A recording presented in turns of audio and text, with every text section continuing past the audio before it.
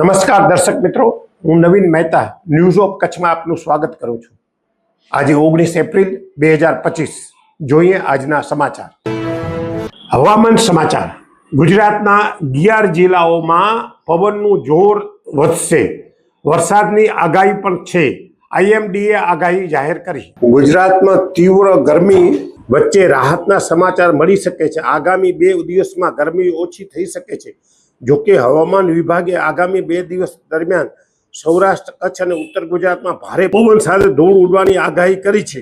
હવામાન વિભાગના જણાવ્યા અનુસાર આગામી 7 દિવસ સુધી હવામાન શુષ્ક રહેશે। આગામી 24 કલાક દરમિયાન મહત્તમ તાપમાનમાં કોઈ ફેરફાર થશે નહીં। આ પછી 19 અને 20 એપ્રિલના મહત્તમ તાપમાનમાં ઘટાડો થઈ શકે છે, જોકે આ પછી તાપમાન ફરી વધવાની શક્યતા છે।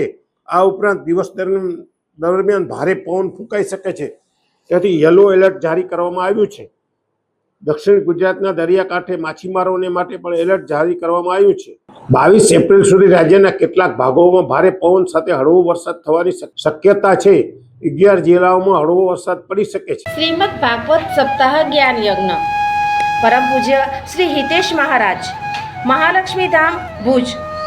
કથા પ્રારંભ ચૈત્રવદ સાતમ તારીખ 20/4/25 રવિવારથી ચૈત્રવદ તેરસ ચૌદસ તારીખ 26/4/25 શનિવાર। સમય 8:30 થી 11:30 અને બપોરે 3:30 થી 6:30 રહેશે। નારાયણ યજ્ઞ 27/4/2025 સર્વે ભાવિક ભક્તોને કથા શ્રવણમાં લાભ લેવા નિમંત્રણ। શ્રી સ્વામિનારાયણ મંદિર, ગામ ઉમૈયા, રાપર, કચ્છ મધ્યે શ્રીમદ ભાગવત સપ્તાહ જ્ઞાન યજ્ઞ।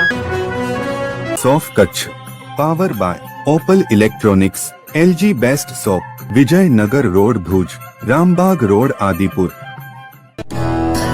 Power by KC jewellers, latest fashion ડિઝાઇનના ઓર્નામેન્ટ્સનો વિશ્વાસપાત્ર શોરૂમ, હોસ્પિટલ રોડ, ભુજ।